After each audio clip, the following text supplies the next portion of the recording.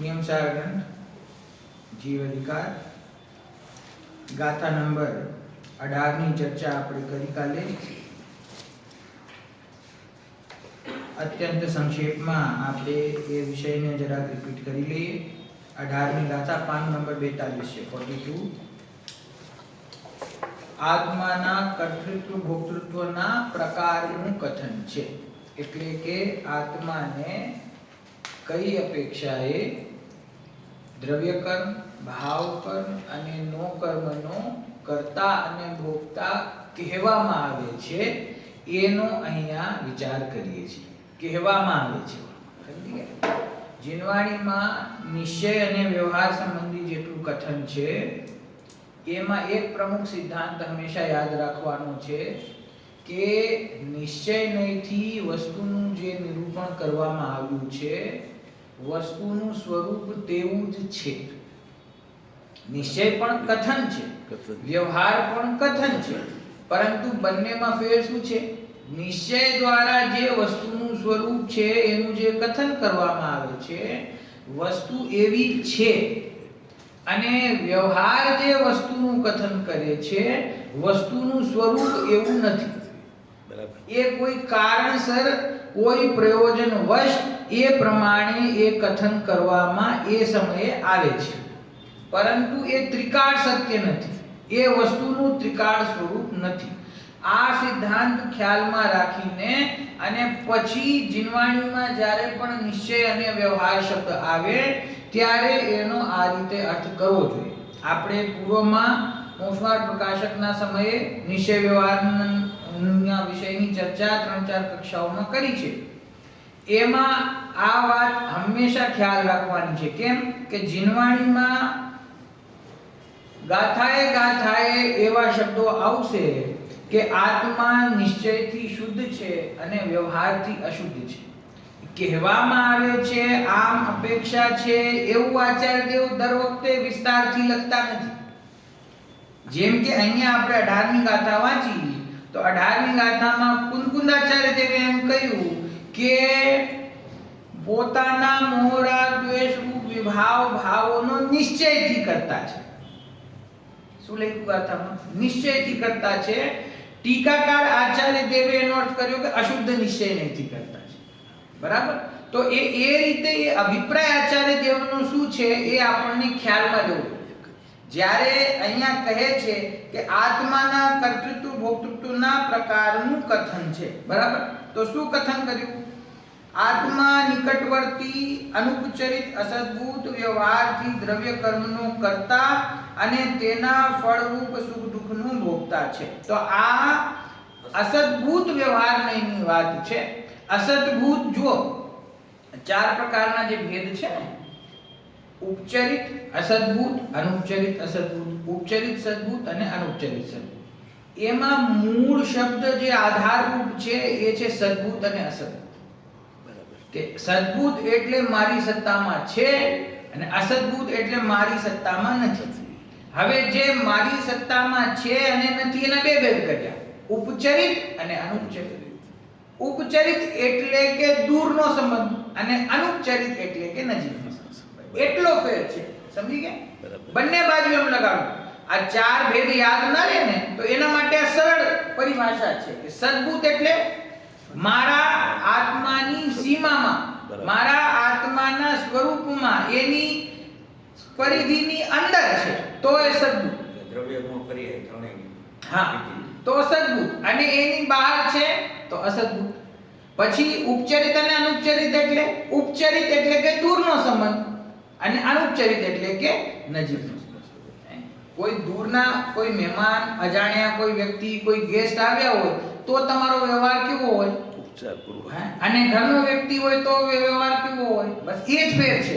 બરાબર. આ નો કર્મને એ કે આ આપણું છે તો એ કયો સંબંધ છે? કે પહેલા તો આ નો કર્મ જે શરીર છે એ મારા આત્માની સત્તામાં છે નથી. તો એ શું થયું? સદભૂત કે અસદભૂત? અસદભૂત. અને ઉપચરિત કે અનુપચરિત? કે આ સ્થૂળ શરીર છે એ મારી સત્તામાં તો નથી, પણ એની સાથે જે સંબંધ છે પણ દૂરનો સંબંધ છે, નજીકનો નથી. નજીકનો સંબંધ કોની સાથે છે? કે દ્રવ્ય કર્મ સાથે.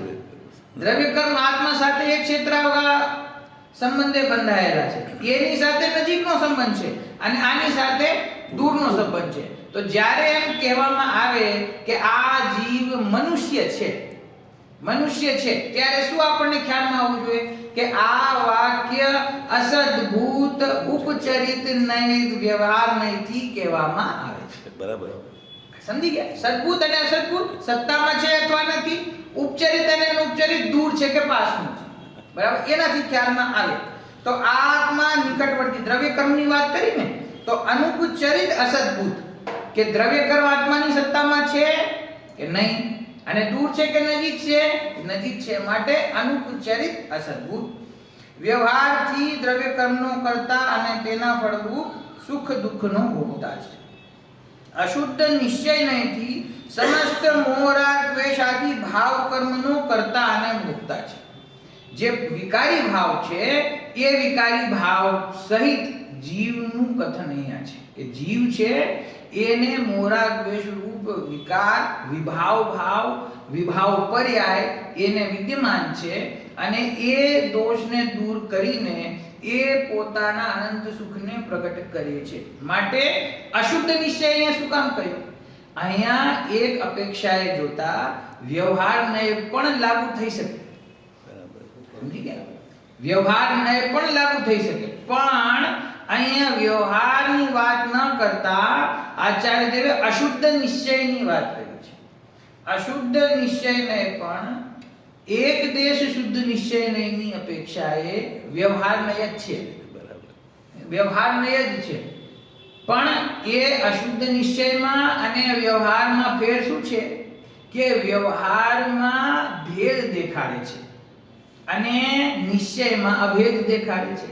તો આત્મામાં રાગ છે એમ કહેતા એ વ્યવહારનો વિષય થાય છે અને આત્મા રાગી છે એમ કહેતા એ અશુદ્ધ નિશ્ચયનો વિષય થાય. બરાબર.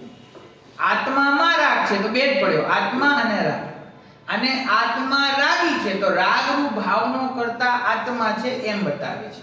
તો આત્મા રાગી છે, ક્રોધી છે, અજ્ઞાની છે, એ બધા અશુદ્ધ નિશ્ચયના વાક્ય છે. તો અશુદ્ધ નિશ્ચયનું કથન આવી રીતે શું કામ કરે છે આચાર્ય દેવ? આત્મામાં રાગ છે અને એ રાગથી હું ભિન્ન છું એમ કહે તો શું વાત છે?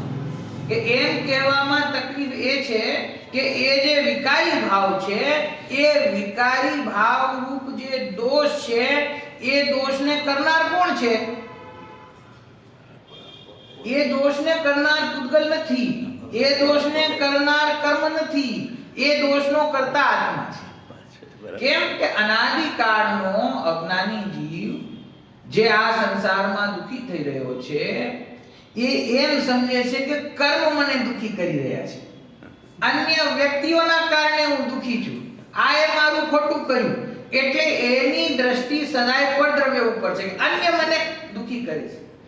તો એને સમજાવે છે કે અન્ય તને દુખી કરતા નથી, તારા અંદર તારી ભૂલથી જે તારા મોરા દ્વેષનું વિકારી ભાવ થાય છે એ વિકારી ભાવના કારણે તું દુખી છે. ટોડરમલજી સાહેબે મોક્ષ પ્રકાશકમાં દ્રવ્ય કર્મ અને ભાવ કર્મને સમજાવતા ઉદાહરણ આપ્યું ને. હું ઘણીવાર તમને કહું છું કે દ્રવ્ય કર્મ છે તો જડ છે, જ્ઞાનાવરણી કર્મ છે તો જડ છે. તો એને કેવી રીતે ખબર પડે છે કે મારે આ જીવ સાથે જઈને એક ક્ષેત્રાવગા રૂપે બંધાવવાનું છે? અસાતા વેદની કર્મને કેવી રીતે ખબર પડે કે કયા જીવને કેટલી માત્રામાં દુખી કરવાનો છે? ઈ એને કેવી રીતે ખબર પડે છે? એને તો ખબર પડતી નથી. તો કેવી રીતે થાય છે આ કર્મનું બંધન, એનો ઉદય અને એમાં સુખ દુઃખનો અનુભવ? ઈ વ્યવસ્થા શું છે? કેવી રીતે કે જેટલો આત્માની અંદર મોરાગ દ્વેષનો ભાવ તીવ્ર છે એના નિમિત્તે એ જડ કર્મના પરમાણુઓ એટલી સંખ્યામાં એટલા બળ સાથે આવીને તમારી સાથે એક ક્ષેત્રાવગા બંધાય છે અને એ ઉદયમાં આવે અને એના ઉદયમાં અજ્ઞાનપૂર્વક જીવ જોડાય ત્યારે એ સુખ દુઃખનો અનુભવ કરે છે. બાકી જે જળ કર્મ છે એ તો પંડિતજી એમ કહ્યું કે માટીના ઢેલા સમાન છે. જમીન ઉપર પડેલો પથ્થર છે, પથ્થરને તો ખબર નથી ને કે મારે કોઈને મારવાનું છે, પણ કોઈ વ્યક્તિ રસ્તા પર પડેલા પથ્થરને ઉપાડીને માથા ઉપર મારે અને લોહી નીકળે ત્યારે એમ કહે કે પથ્થરે મને માર્યો, તો એ મૂર્ખતા કહેવાય. એવી જ રીતે દ્રવ્ય કર્મ મને દુખી કરે છે એમ માનવું એ મૂર્ખતા છે. કેમ કે દ્રવ્ય કર્મ આવ્યા ક્યાંથી? આવ્યા કેવી રીતે? પોતાની મેળે નથી આવતા, તમે એને બોલાવો ત્યારે આવે. ભાવ કરો તમે વિકારી ભાવ, તો જ એ આકર્ષિત થાય, બાકી એ આવતા જ નથી. છે ને? તો વિકારી ભાવનો કરતા જીવ છે એમાં અશુદ્ધ નિશ્ચયને લગાડવાની અપેક્ષા આ છે કે જેથી કરીને અનાદિકાળનો અજ્ઞાની જીવ પહેલા પોતાના દોષને સ્વીકાર કરે કે આનો કરતા હું છું, મારી ભૂલથી મેં આ રાગાદી ભાવ કર્યા છે, તો જ એનાથી છૂટવાનો ઉપાય કરે. બરાબર. જો એને પ્રથમ દ્રષ્ટિએ જ એમ સમજાવી દેવામાં આવે કે તું ચિંતા ના કરતો ભાઈ, આ તો પરદ્રવ્ય છે, આ રાગ તારામાં છે જ નહીં, તું તો એવો ને એવો શુદ્ધ છો, સિદ્ધ સમાન, તો પછી પુરુષાર્થ જ કરતો નથી, સ્વચ્છંદી થઈ જાય છે કે લ્યો આ સારું થયું. અમારા ગુરુ એમને સમજાવ્યા કે રાગ દ્વેષ આદિ મારામાં કઈ છે જ નહીં, તો હવે મારે શું કરવાનું? કઈ કરવાની જરૂર જ નથી, હું તો શુદ્ધ છું. ઘણા મુમુક્ષુઓને એવો અનુભવ થાય છે તો હું તો શુદ્ધ જ છું, મારે કઈ કરવાનું છે જ નહીં. તો શુદ્ધ છે એ વાત સાચી છે, પણ એ શુદ્ધ કોના માટે છે? કે જે દ્રષ્ટિ જેની પોતાના સ્વભાવમાં આવી અને રાગ રહિત સ્વભાવનો અનુભવ કરીને એમ કહે કે હું શુદ્ધ છું, તો બરાબર છે. બરાબર. ઘૂંટણ સુધી તો રાગમાં પણ ઘૂસી ગયા છે અંદર અને બોલે છે હું રાગથી રહિત છું, તો કેવી રીતે કહેવાય રાગથી રહિત? જો તું, પ્રશ્ન એવો છે કે જો તું રાગથી રહિત છે તો પછી તારી પરિણતિમાં વર્તમાનમાં રાગ શું કામ ચાલી રહ્યો છે? તું રહિત છે ને એનાથી, તો પછી તે પરિણતિમાં પણ શું કામ બાકી રહેવા દે કે હું તો પરિણતિથી પણ રહિત છું? એવા જીવને સમજાવે છે કે તું પરિણતિથી પણ રહિત નથી અને એમાં રહેલા દોષથી પણ તું રહિત નથી. એટલા માટે વસ્તુને પ્રમાણ વ્યવસ્થાથી સમજવી જરૂરી છે. કોઈને એમ થાય ને કે આ શું જરૂર છે દ્રવ્ય ગુણ પર્યાય સમજવાની, એનો વિસ્તાર સમજવાની, અમને તો સીધો ત્રિકાળી ધ્રુવ જ પકડી લેવો છે. પણ એ ત્રિકાળી ધ્રુવ એમ પકડાતો નથી. આચાર્ય ભગવાનની આજ્ઞા છે પ્રમાણથી ગ્રહણ કરેલા વિષયના એક અંશમાં જ નયની પ્રવૃત્તિ છે. પ્રમાણથી જે વિષયને ન જાણ્યો હોય એમાં નયની પ્રવૃત્તિ છે નહીં. બરાબર. કોઈ એમ કહે કે હું પરમ શુદ્ધ નિશ્ચય નહીંથી ત્રિકાળી ધ્રુવ વસ્તુ છું, પર્યાય માત્રથી રહિત છું, કર્મની ઉદય ઉપશમ ક્ષય ઉપશમની કોઈ અપેક્ષા મારામાં નથી, તો એને કે ભાઈ દ્રવ્ય ગુણ પર્યાય સ્વરૂપ અખંડ વસ્તુ છે ને કે ના, ઈ તો હું જાણતો નથી, ઈ મને કઈ ખબર નથી, હું તો શુદ્ધ છું, મને એટલું ખબર છે કે તારી જે શુદ્ધતા છે ઈ ખોટી છે. બરાબર. તું જેવો શુદ્ધ આત્મા સમજે છે એવો શુદ્ધ આત્મા નથી. હવે આગમના અભ્યાસથી પ્રમાણ દ્વારા દ્રવ્ય ગુણ પર્યાય સ્વરૂપ અખંડ વસ્તુનો નિર્ણય કરી નિશ્ચય અને વ્યવહારથી વસ્તુના સ્વરૂપને સમજે, એના ભેદો દ્વારા વસ્તુના સ્વરૂપને સ્પષ્ટ કરે અને ત્યાર પછી પ્રયોજન સિદ્ધ થાય છે, એનું આનંદ કેવી રીતે પ્રગટ થાય એના માટે પુરુષાર્થ કરે અને એ પ્રમાણના વિષયમાં છુપાયેલા શુદ્ધ દ્રષ્ટિના વિષયને પોતાનો વિષય બનાવે અને એમ કહે કે હું દ્રવ્ય કર્મ ભાવ કર્મ નો કર્મથી રહિત, રાગાદી ભાવથી રહિત, પર્યાય માત્રથી રહિત શુદ્ધ છું, એની શુદ્ધતા સાચી. આ રીતે માર્ગ છે, આ આગળ વધવાનો માર્ગ છે. નહીં તો પ્રમાણથી સમજ્યા વિના સીધા અધ્યાત્મની વાત સમજે, એમાં પણ ઉત્કૃષ્ટ વાત સમજે, પણ એને એનો મર્મ ખ્યાલમાં આવતો નથી. પછી જીનવાણીમાં જ્યારે વિકારી ભાવની વાત આવે તો એમ કહી દે આ વ્યવહારની વાત છે, રાગની વાત આવે તો એમ કહી દે સ્થૂળ વાત છે, અને ત્રિકાળી ધ્રુવની વાત આવે કે આ જ આપણા માટે એક પ્રયોજનભૂત છે. પ્રયોજનભૂત એ જ છે, એમાં ના નથી, પરંતુ દ્રવ્ય ગુણ અને પર્યાયનું જેવું સ્વરૂપ છે એવું સમજવું એને જરૂરી છે. કે પર્યાય સ્વભાવ છે, વસ્તુનો પર્યાય સ્વભાવ છે, એ પર્યાય સ્વભાવ કેવી રીતે કામ કરે છે એ એને સમજવું જરૂરી છે. અને પર્યાય સ્વભાવ છે એ વસ્તુનો અંશ છે, એ વસ્તુના અંશમાંથી વસ્તુમાંથી જુદો અંશ નથી, વસ્તુનો જ અંશ. જેમ કોઈ બિલ્ડિંગ હોય અને એના પિલર ઉપર ઊભી હોય તો આપણને કે આ ખૂણાનો એક પિલર છે ને કે કામનો દેખાતો નથી, આને કાઢી નાખો, તોડી નાખો, એમ ચાલે? બિલ્ડિંગ પડી જાય. એવી જ રીતે દ્રવ્ય સ્વભાવની જેમ પર્યાય સ્વભાવ વસ્તુનો એક પાયો છે. આચાર્યદેવની ભાષા કહું છું સરળ ભાષામાં તમને. અકલંક દેવ આચાર્ય એમ કહ્યું છે કે આ દ્રવ્ય સામાન્ય સ્વભાવ અને વિશેષ સ્વભાવ એ વસ્તુના વાસ્તુ છે. એમાંથી તમે એક પાયો ખેંચી લ્યો કે આ જરૂરી નથી, આ ઇમ્પોર્ટન્ટ નથી, તો એ કે વસ્તુ જ ન ટકી શકે. આ વસ્તુનું અસ્તિત્વ દ્રવ્ય અને પર્યાય બંને સ્વભાવ મળીને ટકેલું છે. એમાંથી આપણું પ્રયોજન જે છે એ ત્રિકાળ જે વિદ્યમાન વસ્તુ છે, જે કર્મના ઉદય ઉપસમ ક્ષય ઉપસમથી અપ્રભાવિત વસ્તુ છે, એની દ્રષ્ટિ કરવાથી પોતાના કાર્યની સિદ્ધિ થાય છે.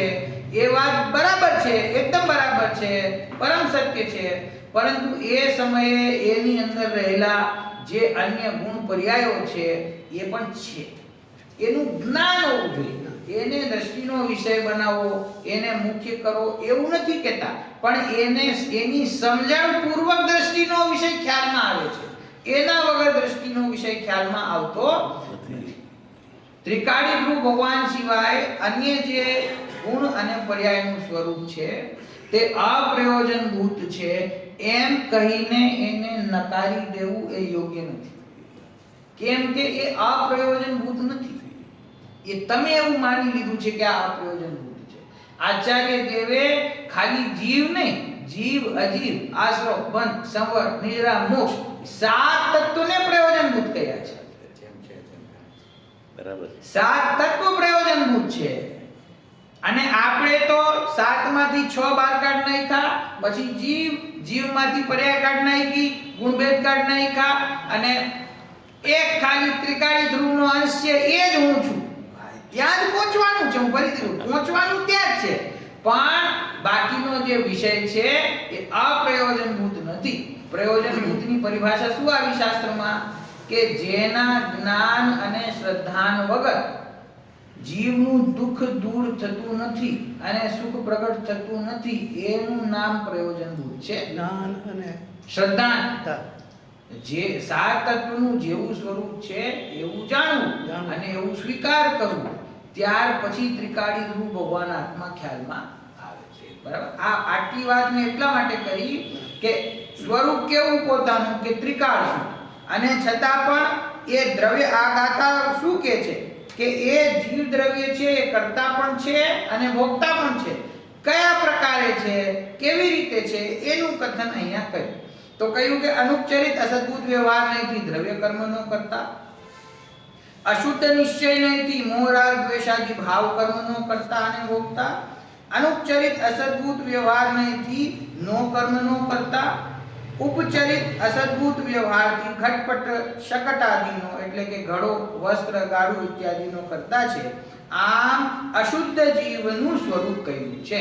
અશુદ્ધ જીવનું સ્વરૂપ નહીં એટલે કે જીવનું અપેક્ષાપૂર્વક એની અંદર જે અશુદ્ધતા વર્તમાનમાં છે એનું કથન આ કરવામાં આવે છે. બરાબર.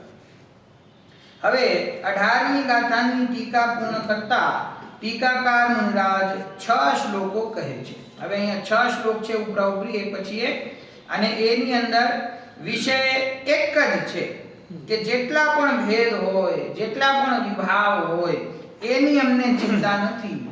અમને તો અમારું ત્રિકાળી ધ્રુવ ભગવાન આત્મા સમયસાર સ્વરૂપ વસ્તુ એ અંદરમાં દેખાઈ રહ્યું છે, એનો જે જીવ આશ્રય કરે છે એ મુક્તિ લક્ષ્મીનો સ્વામી થાય છે. એ ભાવ અહીંયા ફરીથી વારંવાર એ ભાવ અહીંયા આચાર્ય મૂકે છે. જુઓ આપણે એમણે છેલ્લે નો કર્મની અંદર અને જે ઘટપટ, હા, ઈ બેમાં ભાગ પાડ્યા. હા, એટલે આમ તો બંને નો કર્મમાં જ જશે. બંને નો કર્મ છે, છતાં એમાં આ અપેક્ષા લીધી છે કે આ શરીર છે એની સાથે સંબંધ નજીકનો છે માટે અનુપચરિત, અને આ દૂરનો જે નો કર્મ છે એની સાથે દૂરનો સંબંધ થયો એટલે એ ઉપચરિત. એ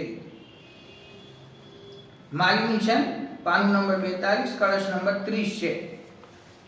अपि च सकल राग द्वेष मोहात्मको यः अपि च सकल राग द्वेष मोहात्मको यः परम गुरु पदाब्ज द्वंद्व सेवा प्रसादात् परम गुरुपदाब्ज द्वंद्व सेवा प्रसादात् सहज समय सारं निर्विकल्पं हि बुद्ध्वा सहज समय सारं निर्विकल्पं हि बुद्ध्वा सभवति परमश्री कामिनी कांत कांतः सभवति परम श्रीकामिनी कांत कांतः। जो શું છે અર્થ સકળ મોહ રાગ દ્વેષ વાળો જે કોઈ પુરુષ જેને વર્તમાનમાં મોહ રાગ દ્વેષના ભાવ પ્રગટ છે સકળ સંપૂર્ણ રીતે એવો કોઈ પુરુષ પરમ ગુરુના ચરણ કમલ યુગલની સેવાના પ્રસાદથી નિર્વિકલ્પ સહજ સમયસારને જાણે છે તે પુરુષ પરમ શ્રી રૂપી સુંદરીનો પ્રિય કાંત થાય છે. શું કહ્યું? વર્તમાનમાં અપિચ સકલ રાગ દ્વેષ મોહાત્મકો યહ જે જીવ જે વર્તમાનમાં મોહ રાગ દ્વેષ રૂપી વિકારી ભાવથી યુક્ત છે એવો જીવ પરમ ગુરુના ચરણ કમલના પ્રસાદથી ચરણ કમલની સેવાના પ્રસાદથી સહજ સમય સારમ નિર્વિકલ્પમ હિ બુદ્ધવા કે જે પોતાના સહજ સમયસાર નિર્વિકલ્પ વસ્તુને જાણે છે સભવતી પરમશ્રી કામિની કાંત કાંતા એ થાય છે. શું થાય છે? પરમ લક્ષ્મી કઈ? મોક્ષ લક્ષ્મી. બીજી કોઈ લક્ષ્મીની વાત નથી. મોક્ષ લક્ષ્મીનો સુંદર કાંત થાય છે, પતિ થાય છે, એટલે કે સિદ્ધ દશાને પ્રાપ્ત કરે છે. જુઓ શું ભાવ આપ્યો છે? વર્તમાનમાં જે વિકારી પરિણતિ પ્રગટ છે મોહ રાગ દ્વેષ એની ચિંતા ન કરવી, ઈ તો ચાલુ જ રહેશે. એનું તો યોગ્યતા પ્રમાણે જે થવાનું છે એ થઈ રહ્યું છે. જે ગુણસ્થાનમાં તમે છો એ પ્રમાણેનો ભાવ ત્યાં થઈ રહ્યો છે. મોહ રાગ દ્વેષ ભાવ પ્રગટ છે. એ મોહ રાગ દ્વેષ ભાવ વાળો જીવ પણ ગુરુના પ્રસાદથી જો પોતાના નિર્વિકલ્પ સમયસારને જાણે છે તો એ મુક્તિ લક્ષ્મીનો સ્વામી થાય છે. એટલે એના મોહ રાગ દ્વેષ ભાવોનો અભાવ થઈ જાય છે. મોહ રાગ દ્વેષ ભાવનો અભાવ કરવાનો છે એ સાચી વાત છે, પણ અભાવ કરવાનો ઉપાય શું? કે મોહ રાગ દ્વેષ ભાવ કઈ રીતે છૂટે એવી ચિંતાથી મોહ રાગ દ્વેષ છૂટતા નથી. સ્વભાવનો આશ્રય લે તો નિર્વિકલ્પતા આવે તો મોહ રાગ દ્વેષનો વિકારી ભાવ એને છૂટે છે, એનો અભાવ થાય છે. બરાબર? વર્તમાનમાં વિકારી દશા હોવા છતાં પણ જે પોતાના નિર્વિકલ્પ સહજ સમયસાર સ્વરૂપ આત્માને જાણે છે તે જીવ મોક્ષને પ્રાપ્ત કરે છે એવો ભાવ આ 30મા નંબરના શ્લોકમાં છે. નાના પણ શ્લોકો છે, સરસ છે.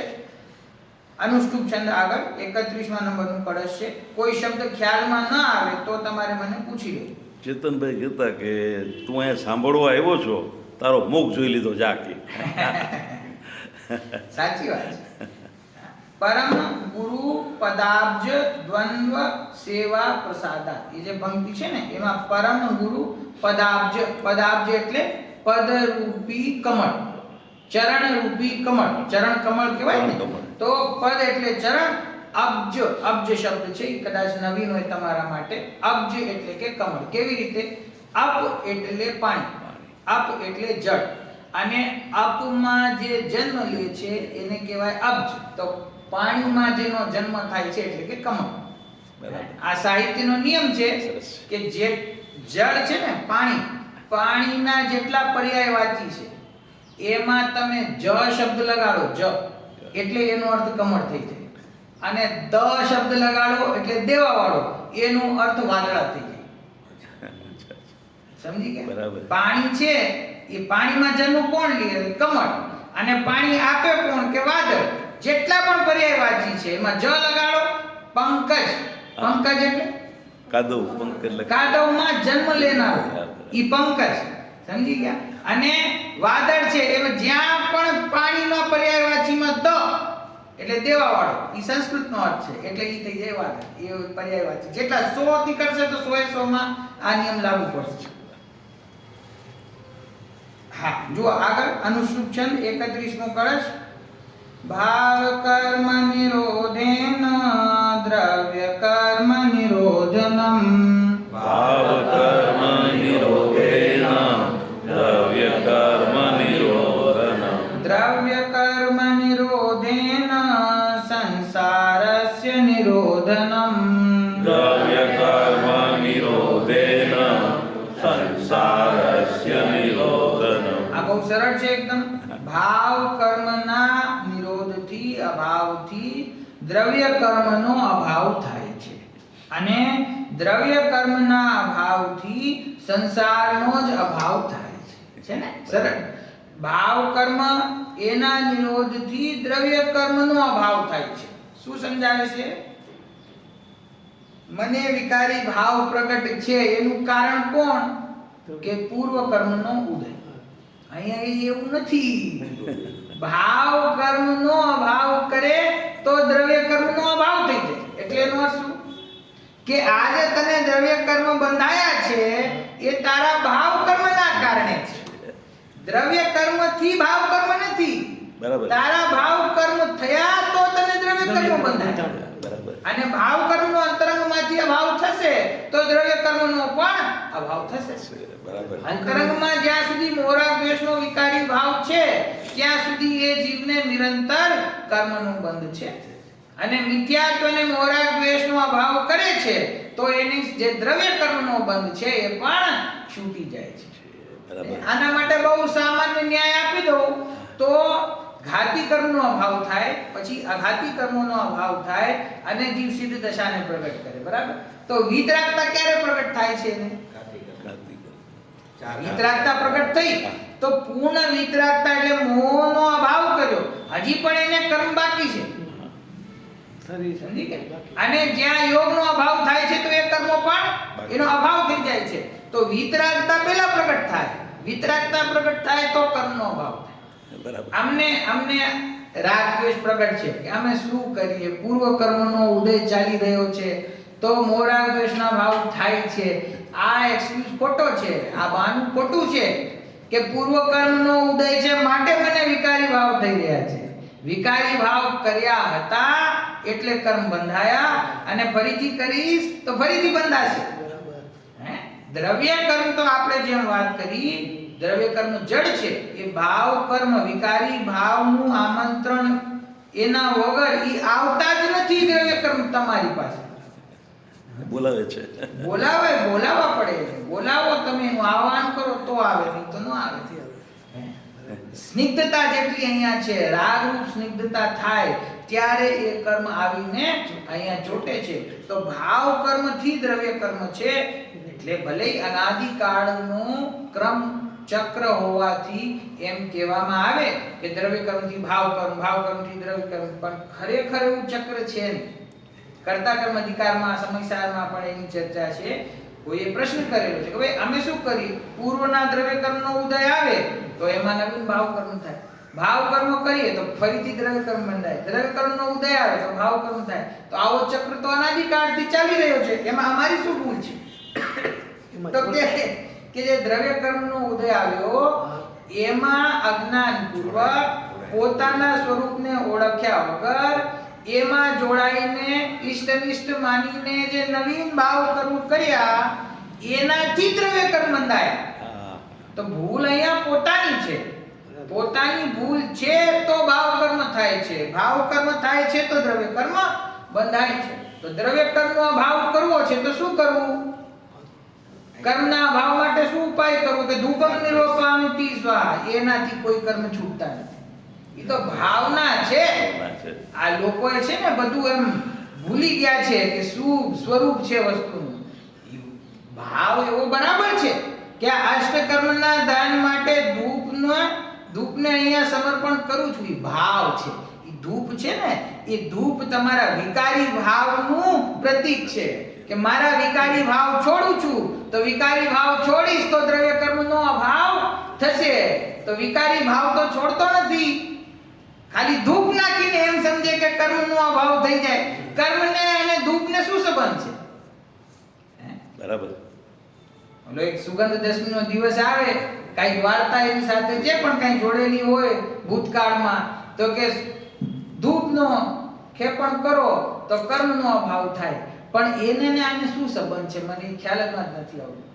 જે કારમાન વર્ગના જીવ સાથે એક ક્ષેત્રાવગાહ રૂપે અહીંયા બંધાયેલી છે, એમાં તમે એક વાટકીમાંથી બીજી વાટકીમાં ધૂપ નાખો, એને ને આને શું સંબંધ છે? એને કઈ રીતે ખબર પડે કે આ ધૂપ નાખી આ વ્યક્તિએ તેથી મારે આના કર્મનો અભાવ કરવાનો છે? એ તો જડ છે, એ તો જડ છે, એ તો ભાવ કર્મની સ્નિગ્ધતાથી ચોટેલી છે. ભાવ કર્મરૂપ ધૂપનો અભાવ કરો તો તમારે કઈ દ્રવ્ય કર્મનો અભાવ થાય, નહીં તો એના વગર આ કર્મનો અભાવ થાય એમ છે. આ તો અવિવેક પૂર્વક કદાચિત અન્ય ધર્મોમાં અન્ય મતોમાં જેવી ક્રિયાઓ ચાલતી હોય તો એની વચ્ચે રહીને આપણે પણ શીખી ગયા કે આવી ક્રિયા કરવાથી ધર્મ થાય છે, તો એની પાછળનો જે હેતુ છે, અભિપ્રાય છે, એ ભૂલી જાય અને ક્રિયામાં ચોંટી જાય. તો કે ક્રિયાથી કઈ થતું નથી. આપણે જે પણ અષ્ટદ્રવ્ય ચડાવીએ છીએ નવીન પૂજાઓમાં તો એ વાત એની જયમાલામાં આવી પણ જાય કે આ પ્રતીક છે. આ કોઈક વખતે છંદમાં પણ લખે છે કે આ પ્રતીક છે. ચંદન સમ શીતલ, સમજી ગયા? ચંદન સમ શીતલ, તો ચંદનની શીતલતા મને મળે. શેમાં મળે? કે હું રાગ દ્વેષ રૂપી અગ્નિથી હું હેરાન થઈ રહ્યો છું, તો આ ચંદન શું કામ ચડાવું છું? એ ભાવનાથી ચડાવું છું કે જેમ ચંદન શીતલતા કરે છે એમ તમારો વિતરાગ ભાવ અમારા મોરા દ્વેષ રૂપી અગ્નિનો એનાથી થતી જે બળતરા છે એનો અભાવ કરે. આ પ્રતિકાત્મક છે. જળ ચડાવો કે ચંદન ચડાવો કે અક્ષત ચડાવો, અક્ષત ચડાવે તો શું થાય? અક્ષય પદની પ્રાપ્તિ. તો એ તો પ્રતીક છે, ભાવના છે. એ ભાવનાનું પ્રતીક છે કે અક્ષત છે. અક્ષત શું કામ ચડાવે ત્યાં? કે જેના ઉપરથી છોતરું કાઢી નાખવામાં આવ્યું હોય અને ઈ જે ચોખા છે એને તમે જમીનમાં વાવો તો પણ નવા ચોખા ના ઉત્પન્ન થાય એમાંથી. ખબર છે તમને? ઈ ચોખા છે એ ચોખાની ફસલ માટે ઈ એના છોતરા તમે કાઢી નાખો પછી વાવો કાઈ ન થાય. એટલે આવી રીતે શુદ્ધ ચોખા ભગવાન હું ચડાવું છું અક્ષર, કે જેમ આમાંથી ફરીથી ચોખા ઉત્પન્ન ન થાય એમ અમારે પણ ફરીથી જન્મ ન થાય એ ભાવથી આ સમર્પિત હું તમને કરું છું અક્ષર. અક્ષય પદની પ્રાપ્તિ થાય. સમજી? આ તો પ્રતીક છે બધા. ઓલા નૈવેદ્યના છંદમાં એમ આવે, આ નૈવેદ્યનો છંદ છે ને બહુ વિવાદ એમાં બધી જગ્યાએ, કેમ કે જૂની પૂજાઓમાં પકવાનના નામ લખેલા હોય કે આ ચડાવું છું, આ ચડાવું છું, આ ચડાવું છું, બરાબર. અને આપણે એમ કહીએ કે જેમાં હિંસા થાય એવા કોઈ પણ પદાર્થો ભગવાનની સામે મૂકવા યોગ્ય નથી. આ એની પાછળ એક જ અભિપ્રાય કે હિંસા ન થાય. તમે કોઈ મીઠી વસ્તુ ખાવાની, સમજી ગયા? અહીંયા ચડાવો ભીની હોય જેની અંદર પાણી હોય તો એનાથી શું થાય? કે જીવ આવે, જીવ આકર્ષિત થાય એને ગ્રહણ કરવા માટે.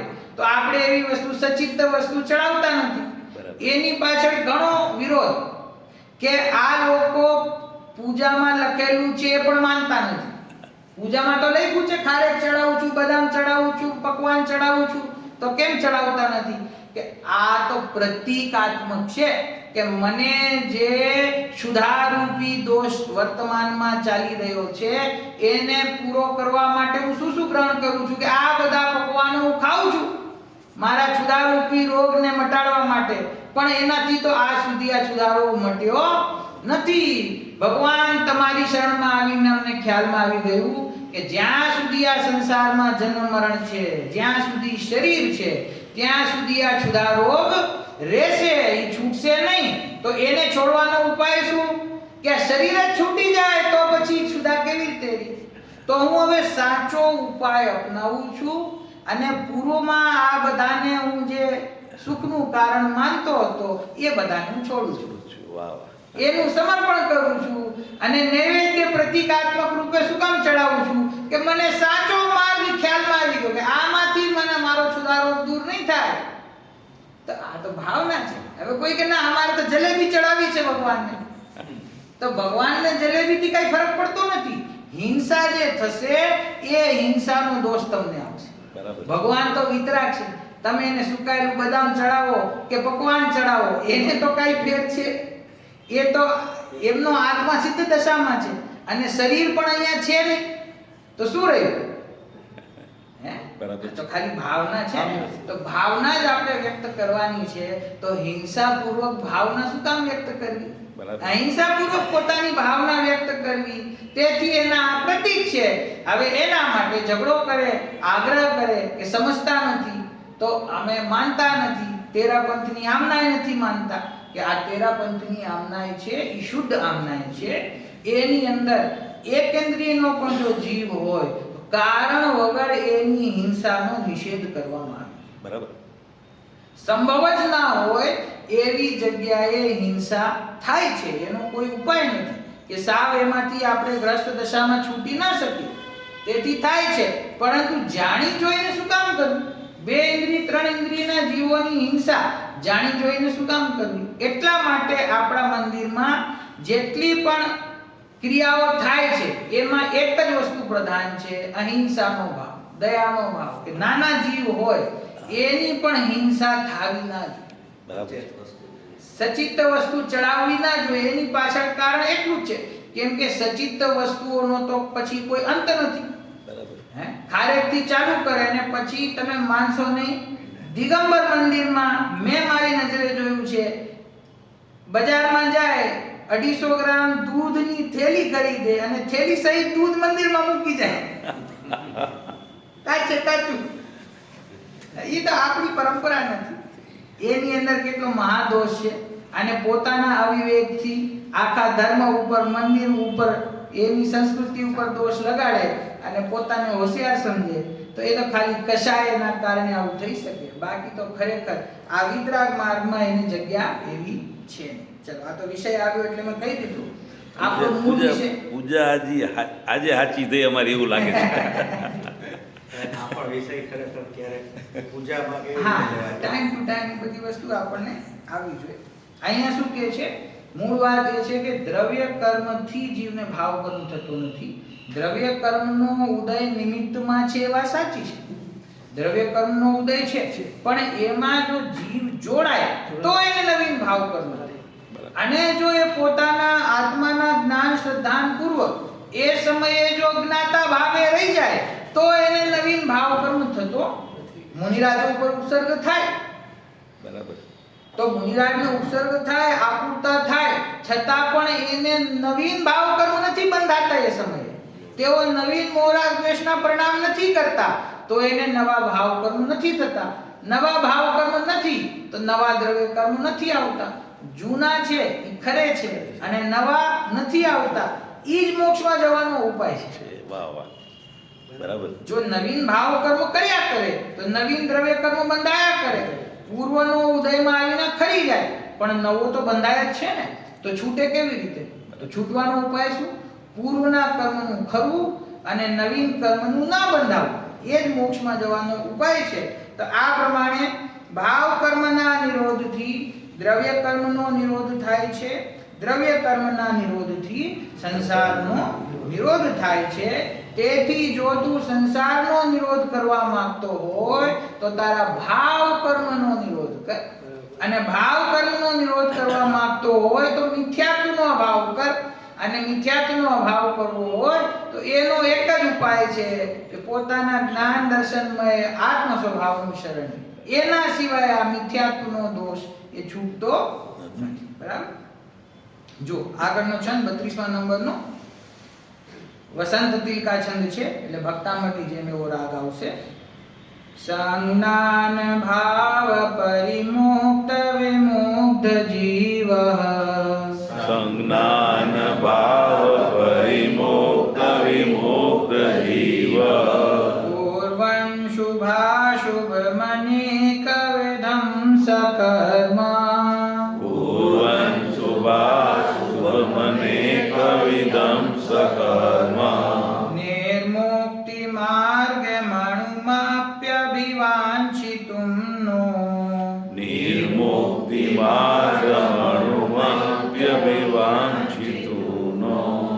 જાનાતિ તસ્ય શરણં ન સમસ્તિ લોકે.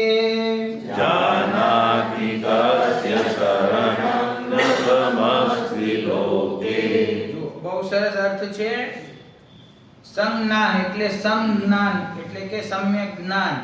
સંજ્ઞાન ભાવ પરિમુક્ત વિમુગ્ધ જીવ, જે સમ્યક જ્ઞાન રૂપી ભાવથી રહિત, વિમુગ્ધ એટલે કે ભ્રમ સહિત, મુગ્ધ એટલે કે મોહી જીવ છે.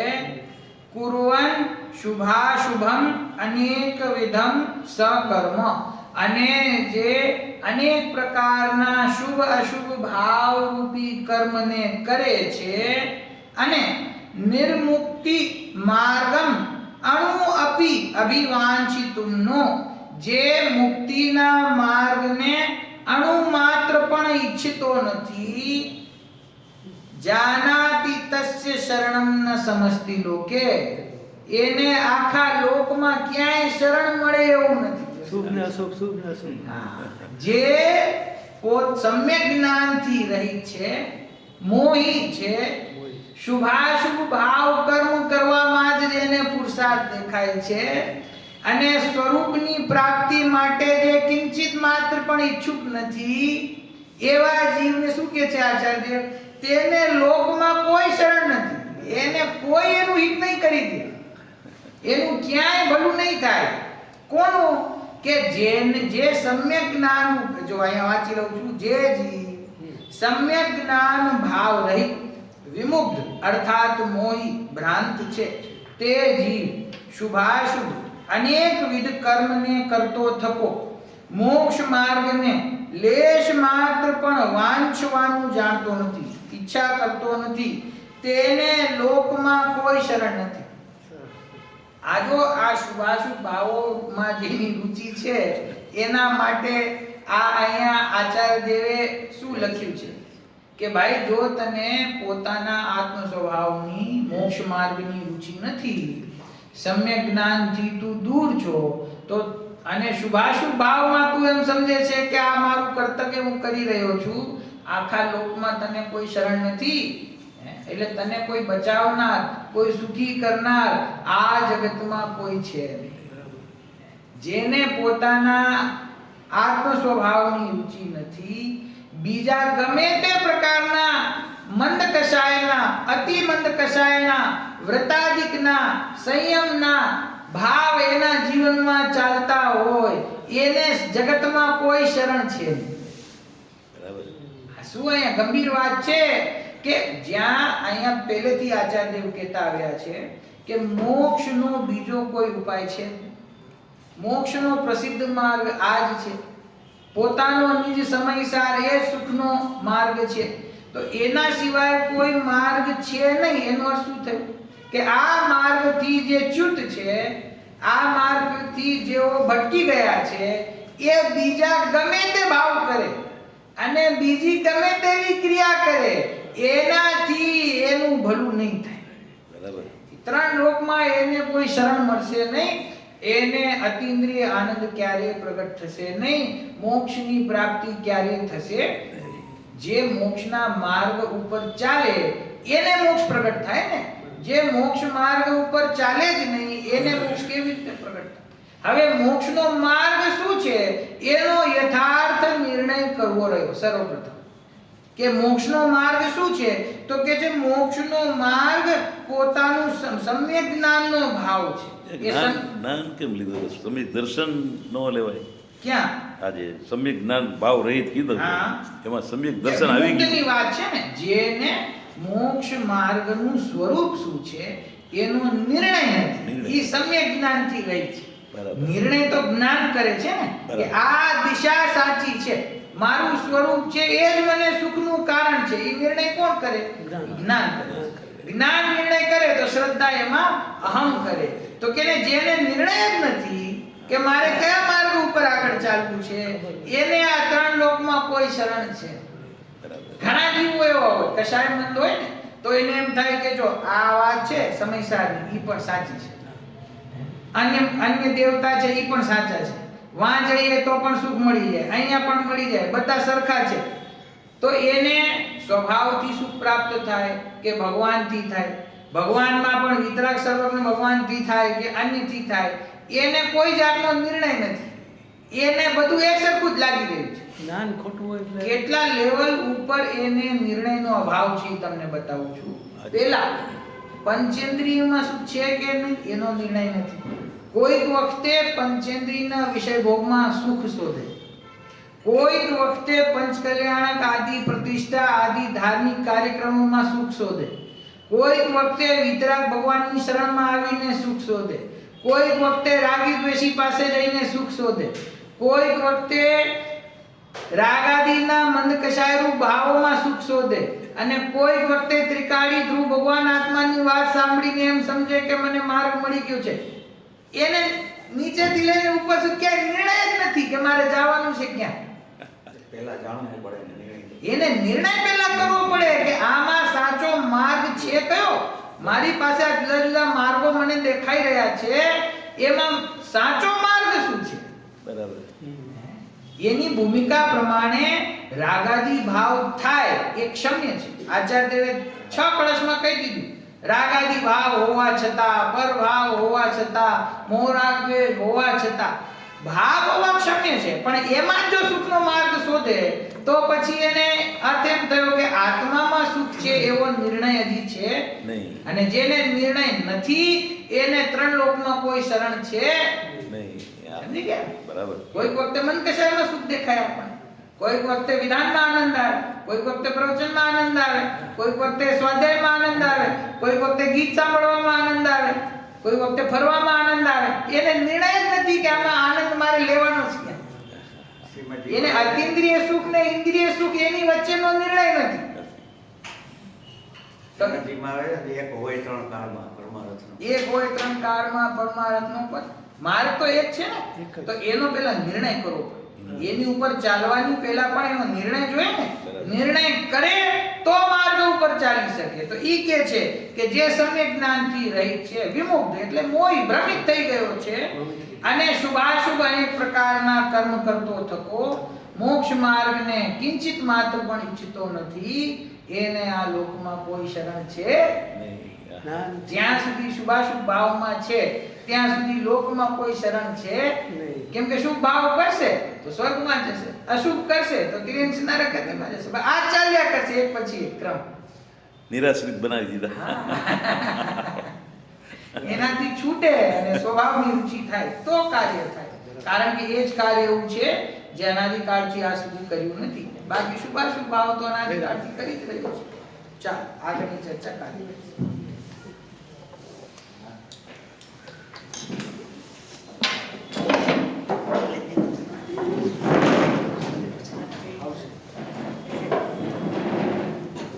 યાવાણી જ્ઞાન સે સુરે કાલો સોવાણી મસ્તક નમો સદા દેવ.